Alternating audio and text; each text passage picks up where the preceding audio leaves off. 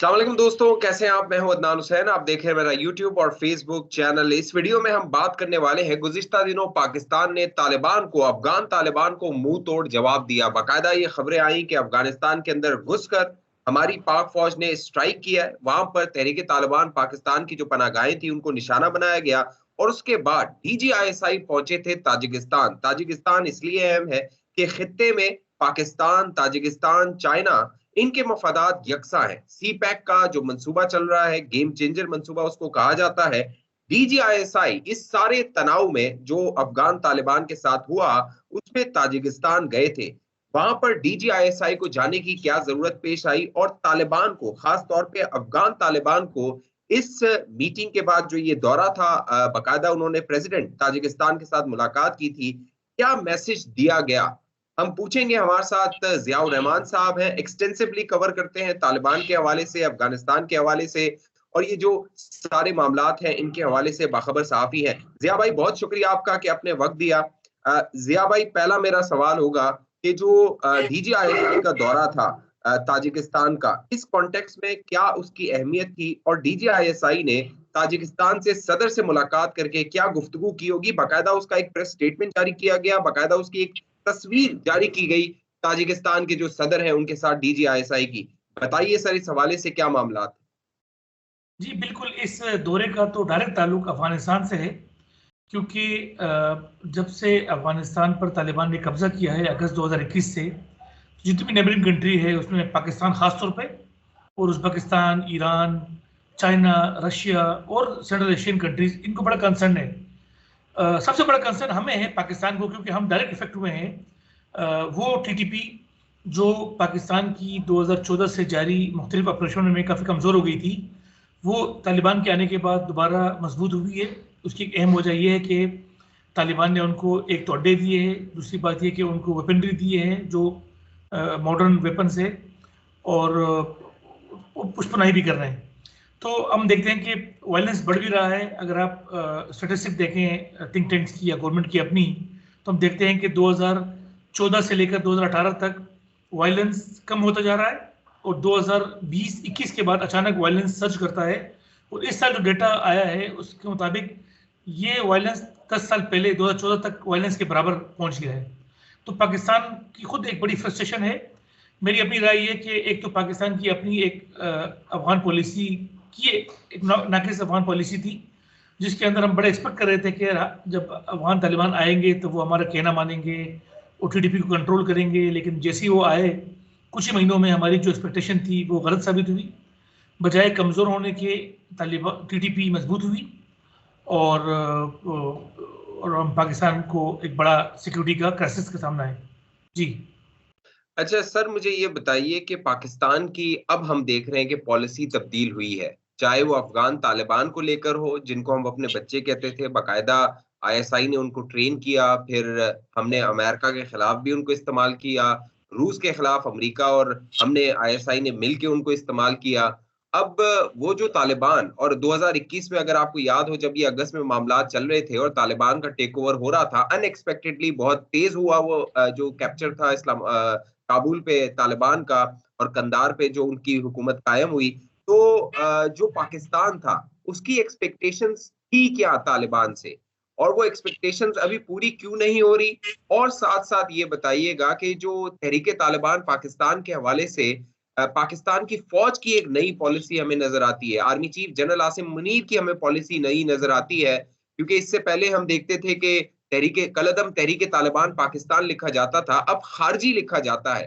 तो ये जनरल आसिम मुनीर के होते हुए जो पॉलिसी में शिफ्ट आया है, ये अफगान तालिबान को लेके और TTP तहरीके तालिबान पाकिस्तान को लेके क्या तब्दीली आई है।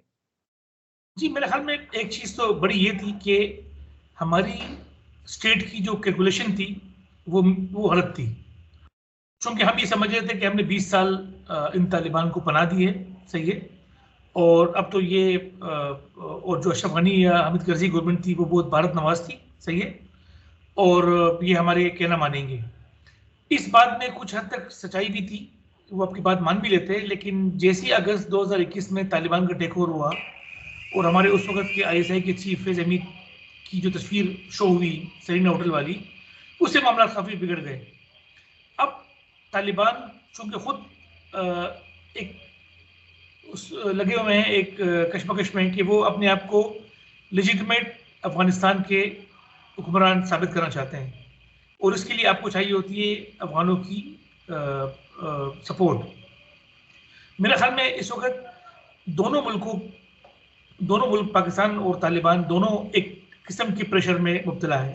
पाकिस्तान पर प्रेशर ये है कि पाकिस्तान में हमले बढ़ रहे हैं, और पाकिस्तान में हमले बड़ी अहम नौइयत के बढ़ रहे हैं। उसके अंदर हमारे काफ़ी फौजी नौजवानों को शहीद किया जा रहा है, बड़े बड़े वाक़यात हो रहे हैं, और बड़ा प्रेशर आ रहा है पाकिस्तान फौज पे कि आप क्या कर रहे हैं। सही है। तालिबान का मसला ये है कि तालिबान को ये पता है कि अगर हम टीटीपी पर इस्लामाबाद के दबाव पर एक्शन करेंगे तो एक हमारे अपने अंदर ही एक स्प्लिट आएगी, तालिबान के अंदर ही, क्योंकि ये टीटीपी थी जिन्होंने को पनाह दी 10 साल 5 साल 6 साल 7 लड़े वज़ीरिस्तान में जगह जगह पे, और उनकी बड़ी जो लोअर रैंक्स है उसके अंदर बड़ी उनकी एक सपोर्ट बेस है। सही है। वो समझते हैं कि हमारी नज़रियाती साथी है, इन हमारा नज़रियाती रिश्ता भी है, हमारी शादियाँ और रिश्तेदारियाँ भी हुई है, और हमारी पश्तूनवाली का रिश्ता भी है। तो एक तालिबान इस बात पर डरे हुए हैं कि वो स्प्लिट होगा, और दूसरी बात ये कि जो दाइश का खुरासान का ख़तरा है कि हमने और ज़्यादा दबाव डाला तो ये शायद अगर दाइश खुरासान में चले जाएंगे, और दाइश खुरासान एक बड़ा थ्रेट है इस वक्त अफगान तालिबान के लिए। और हमने देखा कुछ माह पहले जो खलीदुल हक्कानी का कत्ल था अफगानिस्तान के काबुल के सिक्योर इलाके में। तो मेरे ख्याल में दोनों तरफ एक बड़ा प्रेशर है, दोनों की उस पर पाकिस्तान की मिलिट्री पे भी और तालिबान पे भी। दूसरी बात ये कि जो आपने बड़ी अहम बात की कि ये जो नई पॉलिसी आई है खारजी वाली, ये लफ्ज़ माजी में इस्तेमाल हो चुका है, उरूज का लफ्ज़ दाइश के खिलाफ इराक और सीरिया में, जब एक वेस्टर्न लेड एक काउंटर टेररिज्म वो थी चल रही थी, जिसका अब हम देख रहे हैं कि बड़ा भरपूर तरीके से पाकिस्तान में भी इस्तेमाल किया जा रहा है, जिसको हम फितना खारिज कहा जा रहा है। अब फितना कहे जो भी कहे, लेकिन इससे कोई असर नहीं पड़ता, क्योंकि मसला दीगर है। मतलब कुछ कहने से अब जब तक आप उनके अड्डे ख़त्म नहीं करेंगे, जब तक उसको रोकेंगे नहीं, मसला हल नहीं होगा नाम रखने से। तो मेरे ख्याल में दोनों ममालिक का बड़ा प्रेशर है। तालिबान का एक और प्रेशर भी है। तालिबान चूँकि पहले थी एक मिलिटेंट तंजीम थी, अब वो बन गई है स्टेट। सही है। अपने आप को रियासत बताना चाहिए कि हम एक रियासत है। तो जो मैंने आपसे पहले बात की कि तालिबान इसलिए भी अंडर प्रेशर है कि अगर हमने टीटीपी के खिलाफ एक्शन लिया तो हमारे अंदर भी स्प्लिट आएगी।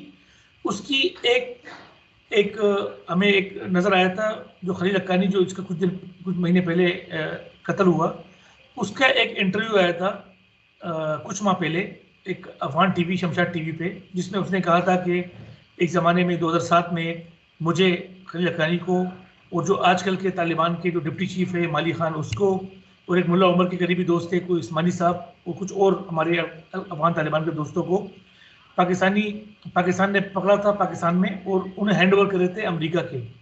तो उस वक्त टीटीपी के जो बानी थे बैतुल्लाह मसूद, उसने हमारे लिए 300 से ज़ायद जो फौजी एहलकार थे उनको अगवा किया, और फिर हमारा स्वैप हुआ। तो बताना चाह रहे थे कि हमारे रिश्ते ऐसे नहीं है, उन्होंने हमारे लिए बड़ी कुर्बानियाँ दी है। तो मेरे ख्याल में इस वक्त सिचुएशन बड़ी कंफ्यूजिंग है। और जो ISI के चीफ का जो दौरा था, ये मुझे लग रहा है कि अब Pakistan, Russia, China, Uzbekistan, Iran के साथ मिलकर एक रीजनल प्रेशर डालेगा तालिबान पे कि जो आपने दोहा एग्रीमेंट किया था, जिसके अंदर अपने ये पाबंद थे कि आप किसी भी गैर मुल्की मिलिटेंट को अपनी सरजमीन इस्तेमाल होने देंगे नहीं। हम देखते हैं कि पहले अफगानिस्तान में अलकायदा के सरबराह अहमद ज़वाहिरी पाए गए, फिर हम देखते हैं कि जो UN सिक्योरिटी काउंसिल की रिपोर्ट आती है उसके अंदर बार बार दिखाया जाता है कि भाई TTP यहाँ मौजूद है, और अलकायदा बरसग़ीर की तंजीम जो है वो TTP को सपोर्ट भी कर रही है, और वो कभी नंबर भी देती है कि 4000 लोग हैं अफगानिस्तान में। तो मेरे ख्याल में अच्छा, दूसरी बात ये कि जो हमने हमला भी किया, एयर स्ट्राइक किया, ये तीसरा एयर स्ट्राइक था। हम इससे पहले मार्च में भी कर चुके हैं, और उससे पहले हम अप्रैल 2022 में भी कर चुके हैं। ये भी फ्रस्ट्रेशन होती है, कभी हम स्ट्राइक करते हैं, कभी हम अफगान माजरीन को निकलवाते हैं, कभी हम अफगान ट्रांजिट बंद करते हैं। ये सारे वो प्रेशर है जो पाकिस्तान चाह रहे हैं कि हम अफगान तालिबान पर प्रेशर डालें ताकि वो TTP को रोक सके इन हमलों से। जी नहीं, ये प्रेशर आपने टैक्टिक्स जो यूज की, जैसे अफगान माजरीन को निकालना, इस पे बाकायदा army chief general Asim Munir और फौज जो है वो बड़ी वोकल थी। और हमने देखा बहुत सारे, तकरीबन मेरे ख्याल 8 लाख माजरीन को हम यहाँ से भिजवा चुके हैं गालिबन। ये आप मुझे ठीक कीजिएगा, फिगर आप बेहतर बता सकते हैं। इसके अलावा जो आपने कहा कि ये जो खारजी के हवाले से पॉलिसी है, इससे कबल ये नाम तो इस्तेमाल होता रहा था, लेकिन army chief general Asim Munir specifically अगर मैं बात करूं, तो ये भी खबरें आती रही कि जब general Qamar Javed Bajwa army chief थे और जब कोर कमांडर कॉन्फ्रेंस होती थी, तो उसमें general Asim Munir core commander conference में खड़े होके बाकायदा कुरान और अहादीस का हवाला दे के बताते थे कि इनके साथ बात नहीं हो सकती, क्योंकि आपको पता है वो हाफिज कुरान है, तो वो कुरान के हवाले देते थे। अब मेरा सवाल ये है कि ये जो एक हमें पॉलिसी नजर आती है कि कोई बात नहीं होगी, पहले तो हमने देखा कि टीटीपी से हमारी फौज ने भी बात की, जनरल आपने फैज का नाम लिया, फैज वहां पे जाता भी रहा, बाकायदा वहां का जो टीटीपी का सरबराह था उसको एक महंगी गाड़ी ऑफर की जनरल फैज हमीद ने, बाकायदा तोहफे के तौर पे उसको देने की कोशिश की थी जनरल फैज हमीद ने। तो हमारी जो फौज थी वो तो इनको बड़ा ओबलाइज करती रही थी, बड़ा इनको प्लीज करती रही थी। तो अब ये जो शिफ्ट आप मैं बात कर रहा हूँ, क्या ये जनरल आसिम मुनीर के जाने के बाद दोबारा हम यू टर्न ले लेंगे, या एक हमारी अभी फौज को भी ये समझ आ गई है, हमारी आईएसआई को भी समझ आ गई है कि ये हमारे स्ट्रेटेजिक एसेट्स नहीं है और अफगानिस्तान हमारी स्ट्रेटेजिक डेप्थ नहीं है? ये पॉलिसी शिफ्ट आपको ऊपर के लेवल पे नजर आ रहा है जो पॉलिसी मेकर्स हैं वहां पे? देखिए, एक तो कंपेयर करें माजी के फौजी सरबराहों से, मतलब आसिम मुनीर को अगर हम बाजवा से या जो उससे पहले हमारे राहिल शरीफ थे उनसे अगर कंपेयर करें, तो हालात बड़े चेंज हुए टाइम टू टाइम। हम देखते हैं कि राहिल शरीफ को बड़ा सहरा जाता है कि उसने जो ज़रब शुरू किया उसका एक बड़ा असर पड़ा, ठीक है। लेकिन आप देखिए कि 2014 में और 2024 में बड़ा फर्क है। 2014 में उस वक्त ऑपरेशन ज़रब इसलिए कामयाब हुआ कि 5 मोटी मोटी चीज़ें थी। उस वक्त ज़रब शुरू होने के बाद एपीएस का वाक़या हुआ, जिसके बाद पाकिस्तान की सारी सियासी, मजहबी और सिविल सोसाइटी ने उस वक्त फौजी ऑपरेशन की हिमायत की। आज हमारे यहाँ इमरान खान और पीटीआई के चक्कर में पॉलिटिकल डिवाइड बहुत ज़्यादा है, फौज को उस तरह सपोर्ट नहीं मिल रही, नंबर 1। नंबर 2, उस वक्त पाकिस्तान के माशी हालात कदरे बेहतर थे, आज पाकिस्तान के पास पैसे नहीं है और काउंटर टेररिज्म ऑपरेशन बड़े महंगे चीज़ें होती है, काउंटर इंटेलिजेंस से। तीसरी बात ये थी कि उस वक्त आप अमेरिका अफगानिस्तान में मौजूद था और अमेरिका ने ही काफ़ी ड्रोन के जरिए टीटीपी की लीडरशिप को ख़त्म किया, जिसमें फजलुल्ला, हकीमुल्ला सारे अमेरिकी ड्रोन में मारे गए। आज अमेरिका निकल गए, अमेरिका का इंटरेस्ट बहुत कम हो गया इस रीजन से, तो आपके पास जो क्रूशियल सपोर्ट थी यूएस की इंटेलिजेंस की या ड्रोन की, वो ख़त्म हो गई। चौथी ये थी कि उस वक्त टीडीपी भी काफ़ी स्प्लिट का शिकार थी, कमज़ोर थी। जमातुल अहरार अपने हमले कर रही थी, टीडीपी अपने कर रही थी, हकीमुल्ला अपना कर रहा था। आज मुफ्ती उमर वली ने काफ़ी ग्रुप को एक साथ भी कर दिया, बल्कि अलकायदा के भी काफ़ी ग्रुप शामिल करके अब वो एक बड़ी स्ट्रॉन्ग तंजीम बन चुकी है और साथ साथ हाफिज अल बादर और लश्कर इस्लाम के साथ भी उनका इत्तेहाद है। और पांचवी बात ये थी कि उस वक्त टीटीपी मौजूद थी शुमाली वज़ीरिस्तान या जनूबी वज़ीरिस्तान में, उसके अड्डे थे। आज अड्डे वहाँ नहीं है, लेकिन आज मुल्क भर में फैल गए और उनके पास बड़े अड्डे मौजूद हैं अफगानिस्तान में। और छठी बात मैं ऐड करूँगा कि जिस अशरफ गनी गवर्नमेंट को हम समझते थे कि ये भारत नवाज है, उनकी हुकूमत ने भी काफ़ी इसी इलाके में जहाँ हमने एयर स्ट्राइक किया, यहाँ अगर आप मुनव्वर वली की किताब पढ़ेंगे इक़्लाए महसूद, उसके अंदर वो लिखते हैं कि 2019 से लेकर 21 तक, 17 से लेकर 21 तक जब हम ज़रब अज़ब के तहत उस तरफ मूव हुए हैं होस्ट में, तो हमारे काफ़ी कमांडर्स और हमारे काफ़ी लोगों पर अमेरिकन और अफगान ड्रोन हमले हुए हैं, तो हमारे काफ़ी नुकसान हुआ। और हम देखते हैं कि जब 15 अगस्त 2021 को तालिबान अफगानिस्तान पर काबिज होते हैं, तो टीटीपी के सारे मिलिटेंट्स जो अफगान जेलों में थे उनको निकाल दिया, जिसके अंदर मुफ्ती फ़कीर मोहम्मद भी शामिल थे। तो अब ये अगेन पाकिस्तान की जो आपने बात की कि स्ट्रेटेजिक वो थी कि हम जिसको अपने दोस्त समझ रहे थे वो दुश्मन साबित हुए, जो हमारे दुश्मन समझ रहे थे उन्होंने काफ़ी हमारी मदद की उस ज़माने में। तो मेरे हमें एक तो बड़ी इंपॉर्टेंट बात यह कि पाकिस्तान को अपनी अफगान पॉलिसी दुरुस्त करनी पड़ेगी। दूसरी बात यह कि पाकिस्तान को ये जो रास्ता इन्होंने अपनाया हुआ है रीजनल प्रेशर डालने का, it is very good thing, सही है। ये एक अच्छी हिकमत अमली है, क्योंकि अकेले आप कुछ नहीं कर सकते जब तक प्रेशर आएगा, क्योंकि हर सिर्फ अफगानिस्तान में सिर्फ टीटीपी नहीं है, अफगानिस्तान में IMU भी मौजूद है, Islamic movement of Uzbekistan, Afghanistan में ETI में मौजूद है जो चीनी यूगर तंजीम है। लेकिन मसला ये कि तालिबान उनको अलाउ नहीं करते कि आप उन मुल्कों में हमले करें, उज़्बेकिस्तान में या चीन में हमले करें। हाँ, चीन में हमले करते हैं, वो चीनियों पे TTP पाकिस्तान में करती है। तो मैं हम इस वक्त पाकिस्तान के साथ ज़्यादा कोई मसला है तालिबान का, और यही वजह है कि ये जो हमारे डिफॉरेस्टेशन भी बहुत ज़्यादा बढ़ गई है। और मुझे ये लग रहा है कि ये जो अभी का दौरा है, अगेन मैं कहूँगा कि ये एक नई स्ट्रेटजी मुझे लग रही है कि वो रीजनल पावर्स को इस्तेमाल करके तालिबान पर प्रेशर डाल रहा है। अच्छा, बुनियादी तो तालिबान का मसला क्या है? आप भी आपके ज़राए आप राब्ता करते होंगे। बेसिकली जो TTP आपने बताया कि चाइना पे जाके हमले नहीं करते, वो चाइना की जो चीनी यहाँ पे जो बाशिंदे होते हैं या जो वर्कर्स होते हैं, उनको यहाँ पे टारगेट वो करते हैं। इनडायरेक्टली वो नुकसान पाकिस्तान का होता है। तो तालिबान बेसिकली एक मखासमत है क्या तालिबान की? क्या कुछ फोर्सेस है? जैसे गुज़िश्ता दिनों एक खबर आई जिसमें एलन मस्क ने एक बाकायदा ट्वीट किया हुआ था कोट करके $40 मिलियन जो है वो दिए जा रहे हैं अमेरिका की जानिब से अफगानिस्तान में अफगान तालिबान को। एलन मस्क ने बाकायदा उसको ट्वीट किया था हैरानी से कि वो भी परेशान था कि इतना पैसा अमेरिका से टैक्स पेयर का पैसा जो है वो दिया जा रहा है। फिर आपने देखा हमें गुज़िश्ता दिनों आपने जो कहा कि पाकिस्तान को अपनी पॉलिसी ठीक करनी होगी, अफगान पॉलिसी। अब क्या अभी जो पॉलिसी है हमारी एस्टेब्लिशमेंट की, फौज की, हमारी गवर्नमेंट की या दफ्तर खारजा की, क्या वो अभी तक ठीक नहीं हुई है? और अगर ठीक करनी होगी जब आप कहते हैं, तो वो कौन-कौन से नुकात हैं? 4-5 नुकात हैं, जिनको आप आइडेंटिफ़ाई करेंगे कि उनको ठीक करना होगा। हम तो जो अफ़गान तालिबान है, उनको तो हमने सपोर्ट किया। हमारा जो ISI चीफ था, आपने बताया कि वो वहाँ पे जनरल फैज़ हमीद जिस तरह गया हुआ था, जिस तरह हम उनको फैसिलिटेट कर रहे थे, दोहा में मुज़ाकरात हो रहे थे, पाकिस्तान उसको फैसिलिटेट कर रहा था। तो ये क्या नमक हरामी नहीं है तालिबान की जानिब से कि हम उनके लिए क्या कुछ करते रहे हैं? ISI अपने ऊपर इल्ज़ाम लगाती रही कि आप यहाँ पे जो हक्कानी ग्रुप है, कोयटा शूरा का नाम आता था, इनको आपने पनाह दी हुई है। यहाँ पे तालिबान का जो सरबराह था, वो कोयटा में आपको याद है ड्रोन में मारा गया था। तो पाकिस्तान तो पूरी दुनिया में इन्हीं तालिबानों के लिए ज़लील होता रहा था, इल्ज़ामात लेता रहा था। बाकायदा अमेरिका की डबल गेम की जो है वो कह लीजिए ताने खाता रहा था। अब क्या ये नमक हरामी नहीं है तालिबान की जानिब से, चाहे वो अफ़गानिस्तान के हों या TTP के हों, कि वो पाकिस्तान पे आके हमले करते हैं? बेसिकली ये मफादात हैं क्या? क्या ये डॉलर के मफादात हैं या भारत जो है वो पैसा दे रहा है? ये क्या, या तो ये नज़रियाती तो नहीं लगता बज़ाहिर ये मामला? देखिए, 2 चीज़ें हैं, चूँकि ये सारी लड़ाई जो थी, ये थी बेसिकली स्ट्रेटेजिक डेप्थ की, सही है? हमने इसलिए सपोर्ट नहीं किया तालिबान को कि हम कोई बड़े तालिबान के हामी थे। हमने इसलिए सपोर्ट की कि हमारे स्टेट ये सोच थी कि अशरफ गनी या हामिद करज़ई के दौर में इंडिया का इन्फ्लुएंस बढ़ा है, सही है? और हमें मिल गए अफ़गान तालिबान और हमने उनको सपोर्ट करना शुरू किया।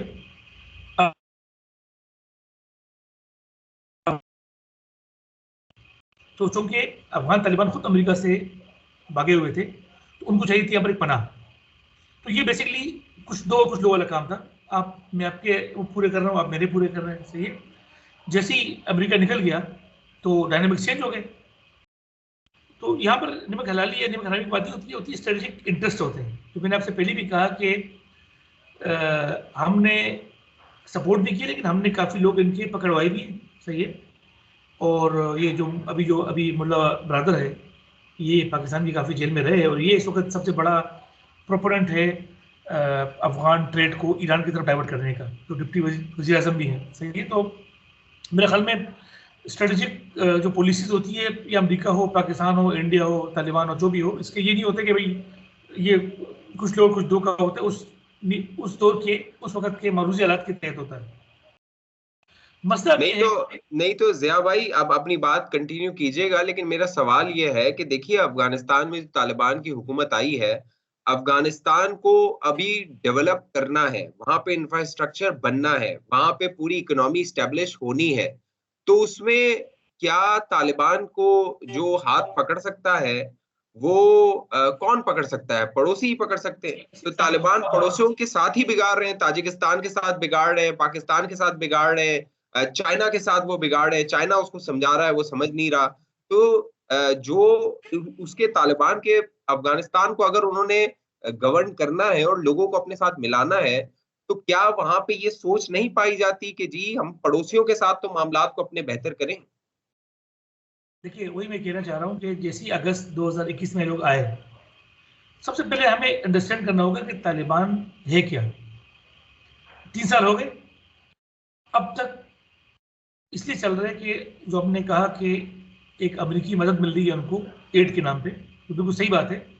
और ये जो सिगार की रिपोर्ट आती है यूएस की, उसके अंदर भी बाकायदा मेंशन हुआ है, उनको बाकायदा वीकली मंथली पैसे मिलते हैं।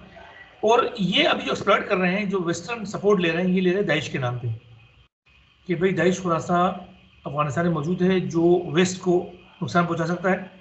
और इनकी काफ़ी मुल्कों के साथ काउंटर टेररिज्म दोस्ती भी बढ़ गई है उस कंटेक्स में, दाइश को काउंटर करने के चक्कर में।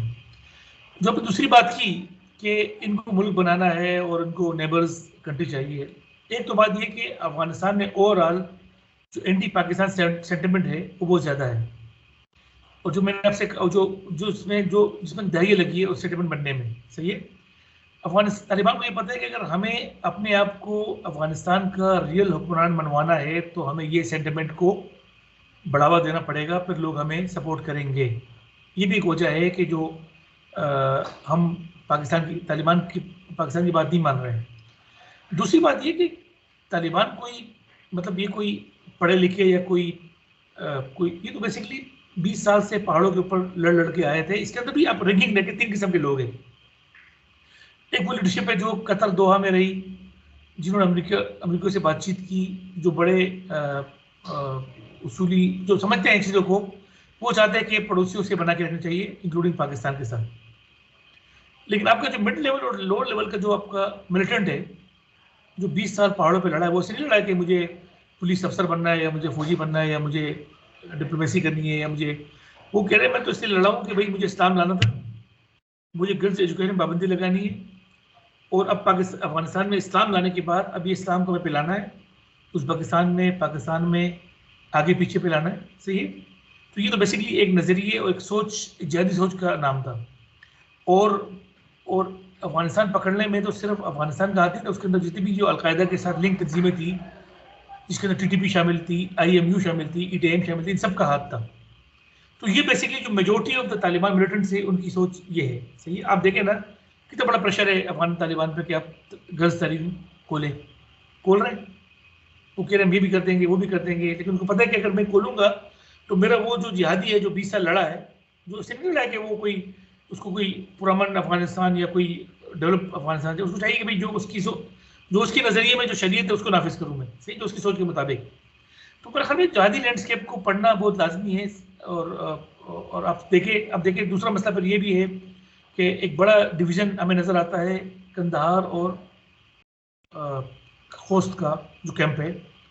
अब जो चूँकि हमारा मसला बेसिकली खोस्त के साथ इसलिए कि हक्कानी नेटवर्क पाकिस्तान में वज़ीरिस्तान में था, ये डील करते TTP को डील करते थे, और आज भी TTP उनके इलाकों में, खोस्त पक्तिका उन इलाकों में। कंधार के जो तालिबान थे, जो लीडरशिप है, वो थे चमन कुशलाक और इन इलाकों में थे, कोयटा में थे। उनका इतना वास्ता नहीं पड़ा TTP से, वास्ता इनका ज़्यादा था। तो हम अभी देख रहे हैं कि एक बड़ा स्प्लिट भी पाया जाता है इसके दोनों फैक्शन के दरमियान। मगर ये इस बात पे भी एग्री करते हैं दोनों फैक्शंस कि अगर हम में कुछ कमज़ोरी हुई तो इसका बड़ा फ़ायदा उठाएंगे आसपास के मुल्क और हमें फूट पड़ेगी। तो बावजूद इन छोटी फूटी इख्तलाफात के वो दबा देते हैं कि चलो जैसे भी है, कानी कह रहे कि सपोर्ट कर लेते हैं, या अफगान तालिबान जो कह रहे करने के एजुकेशन पाबंदी होनी चाहिए तो कर लेते हैं। तो बड़ा हमें इनकी सर्वाइवल का बड़ा मसला है। दूसरी बात यह है कि इस वक्त दुनिया फंसी हुई है, वेस्टर्न वर्ल्ड फंसा हुआ है यूक्रेन वॉर में और मिडिल ईस्ट की जंग में फंसा हुआ है। तो अभी तक किसी को अफगानिस्तान की तरफ ध्यान ही नहीं है, क्योंकि अमेरिका के निकलने के बाद अब आप देखिए, आप खुद पढ़ते रहते हैं, फॉरेन पब्लिकेशन पढ़ते रहते हैं, कोई खबर अब नहीं आती अफगानिस्तान से, इंटरेस्ट ही खत्म हो गया, सही है। और ये बेसिकली जो अमेरिका गया इस रीजन से, ये तो हमारे लिए एक मसले छोड़ के चला गया है। आप तो खुद निकल गए, आपका कंसर्न था अलकायदा से और आपका कंसर्न है दाइश से, सही है, क्योंकि वो समझते हैं कि दाइश और अलकायदा ही बेसिकली दो वो मिलिटेंट तंजीम है जो मेरे इंटरेस्ट को वहाँ नुकसान पहुँचा सकती है, सही है, अमेरिका में या कहीं और। उनकी ख्याल ये कि TTP एक डोमेस्टिक मसला है, और आप जाने और अब तालिबान जाने, खुद ही हल करें। हम देखते हैं बार बार बयान तो आते रहते हैं, उनकी कंडेमनेशन के बयान भी आते हैं, लेकिन जिस तरह वो 2014 में जब टीटीपी और अलकायदा लिंक थी, उस वक्त जो कंसर्न था, जिस तरह उन्होंने अफगान तालिबान के चक्कर में पाकिस्तान की सपोर्ट भी की, फाइनेंशियली भी सपोर्ट की, ड्रोन में सपोर्ट की, जंग भी उनकी थी लेकिन सपोर्ट की उन्होंने हमें।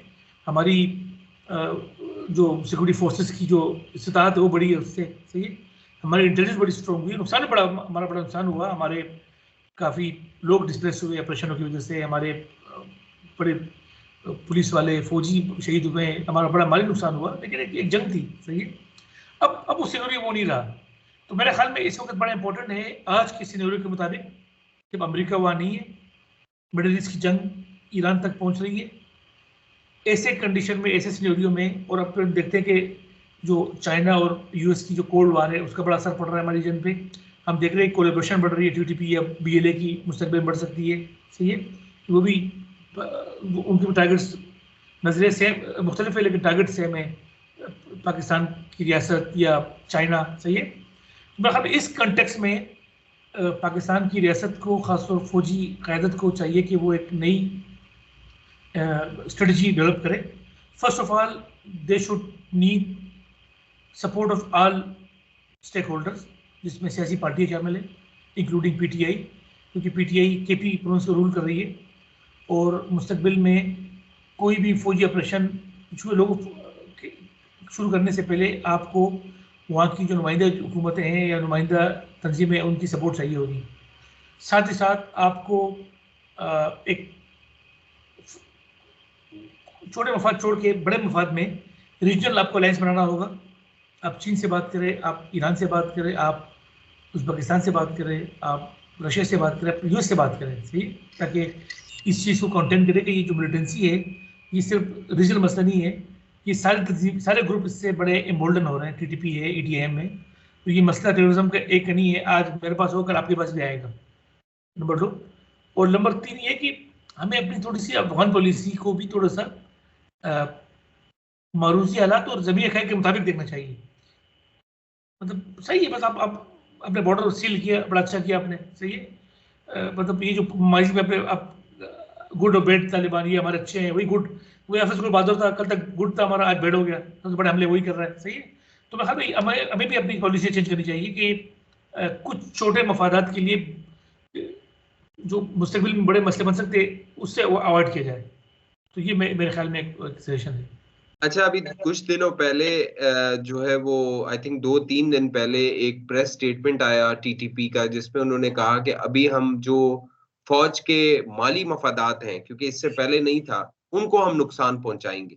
और यही पॉलिसी हमने देखा, आपको याद होगा तहरीके जो पीटीआई है, उसने पूरी कैंपेन चलाई थी बाइकॉट फौजी प्रोडक्ट्स, और वही अब टीटीपी ने अडॉप्ट किया है। और एक और मेरा सवाल इसी कॉन्टेक्स्ट में, इसको थोड़ा आप बताइएगा कि तालिबान जो है, टीटीपी, ये इमरान खान के बड़े क्लोज हैं। आप देखिए 2024 की कैंपेन हो, मौलाना फजल रहमान कैंपेन नहीं चला सकते हैं, मौलाना फजल रहमान खैबर पख्तूनख्वा में कैंपेन नहीं चला सके, हालांकि मौलाना फजल रहमान के हाथ के ये बच्चे हैं तालिबान। मौलाना फजल रहमान को ये तालिबान क्यों थ्रेट करते हैं और इमरान खान को ये थ्रेट नहीं करते? इमरान खान इनको बगैर दाढ़ी के बहुत अच्छा लगता है, और दाढ़ी के साथ मौलाना इनको अच्छा नहीं लगता। और जो ये मैंने बताया कि फौज के जो तनसीबात है या उनके माली मफादात है, उनको नुकसान पहुंचाने के हवाले से जो पॉलिसी आई है, ये क्या मामला है टीटीपी और पीटीआई?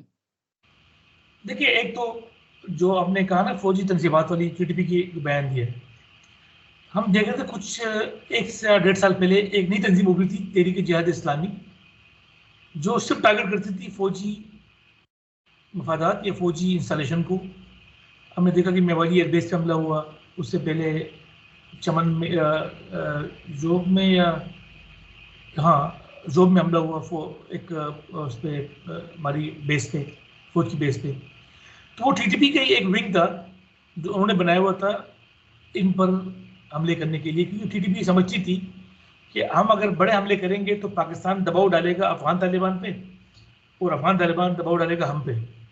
तो आए चले एक नई तंजीम बनाते हैं, वो क्लेम करती रहेगी, वो हम देख रहे हैं कि वो तंजीम फिर ख़त्म हो गई कुछ अर्से बाद, सही, बड़े बड़े हमले 5-6 हमले कबूल करने के बाद खत्म हो गई। अच्छा, ये आपके पास है कि ये एक कोइंसिडेंट भी हो सकता है कि एक ऐसे टाइम पे जब पीटीआई के हामिल सोशल मीडिया अकाउंट से पाक फौज के प्रोडक्ट्स की बाइकाट की कैंपेन चली जा रही थी, उस कॉन्टेक्स्ट में ये टीटीपी का जो बयान है कि हम फौजी मफादात या फौजी कारोबारी इदारों को निशाना बनाएंगे, लेकिन टीटीपी पहले से बनाती आ रही है, लेकिन ये बयान बड़ा खुल गया है सामने, इसके अंदर उन्होंने बाकायदा नाम लिए है इदारों की। तो ये बड़ी एक कंसर्निंग डेवलपमेंट है। बाकायदा उसमें तो ज़िया भाई उन्होंने यहाँ तक कहा कि जिनके शेयर्स हैं वो अपने शेयर्स निकाल लें, दुकानों पे अगर आपके प्रोडक्ट्स पड़े हुए, फौजी प्रोडक्ट्स पड़े हुए, उनको आप 2 महीने में खत्म कर दें। तो और बाकायदा उन्होंने फौजी फर्टिलाइजर का नाम लिया, डीएचए का नाम लिया और दीगर जो फौजी जो है वो बाकायदा अस्करी बैंक का नाम लिया, दीगर जो फौजी इदारे हैं, माली इदारे हैं, उनका नाम लिया। तो ये मैंने जैसे सवाल किया कि पीटीआई ने इसको शुरू किया, टीटीपी ने देखा हाँ यार ये तो बड़ा जबरदस्त है, एक नया एक आइडिया आया है और उन्होंने फिर एक प्रेस स्टेटमेंट जारी कर दिया। बिल्कुल, ये मैं आपकी बात से इत्तेफाक करता हूँ कि दोनों एक ही टाइम पे आए, कुछ टाइम के बाद आए। जो आपने बात की पहले कि पीटीआई पे हमले क्यों नहीं होती, जेवाई पे हमले क्यों होते, मतलब मेरे इन्होंने कभी भी देखिए, टारगेट शुरू हुए एएनपी से, पाकिस्तान पीपल्स पार्टी, एमक्यूएम और जेयूआई, टीटीपी के मेन टारगेट थे एक ज़माने में, जबकि पीटीआई टारगेट नहीं थी, क्योंकि पीटीआई ने कभी भी फौजी ऑपरेशनों की हिमायत नहीं की, बल्कि मुखालफत की, एक बड़ी वजह थी। हाल ही में हम देखते हैं कि टीटीपी ने जेयूआई पर हमले कम कर दिए। अब जो जेयूआई पर हमले हो रहे हैं मौलाना फजल रहमान पे, वो बेसिकली कर रही है दाइश खुलासा कर रही है, और मोस्टली वो करीब बाजोड़ में कर रही है। इसकी वजह ये है कि दाइश खुलासा ये समझती है कि ये जो जेयूआई है ये अफगान तालिबान की हमदर्द जमात है, और वहाँ का एक लोकल कन्फ्लिक्ट है बाजोड़ का, जहाँ पर लोकल लीडर जो है बहुत नज़दीक है अफगान तालिबान के। लेकिन उसके बावजूद हम देखते हैं कि इलेक्शन में फिर भी हमले हुए टीटीपी के, खुल के नहीं किए उन्होंने, क्योंकि वो खुल के कहते हैं कि अभी हम पब्लिक मुकामात पर हमले नहीं करते। लेकिन हम देखते हैं कि पिछले साल जो पेशावर में मस्जिद में हमला हुआ पुलिस लाइन में, टीटीपी ने पहले क्लेम नहीं किया, लेकिन टीटीपी का ही एक सेक्शन था मोहम्मद तालिबान का, उन्होंने फिर क्लेम किया कि हमने अपने पख्तिका में अपने कमांडर उमर खालिद खुरासानी का बदला लिया है। तो टीटीपी उन जमातों को मोस्टली टारगेट करती है जो उनके खिलाफ है और उनके खिलाफ फौजी ऑपरेशनों की हिमायत करती है, उनको नहीं करती जो फौजी ऑपरेशनों की मुखालफत करती है। तो ये एक बड़ी एक बुनियादी एक वजह थी। जी, बहुत बहुत शुक्रिया ज़िया भाई, बहुत ज़बरदस्त आपके साथ डिस्कशन हुई, बहुत मालूमात में इजाफा हुआ। इंशाल्लाह आपसे इसी तरह गुफ्तगू करते रहेंगे, क्योंकि ये रीजन जो है इसमें डेवलपमेंट हो रही है अफगानिस्तान को लेके। तो बहुत बहुत शुक्रिया सर आपके टाइम का।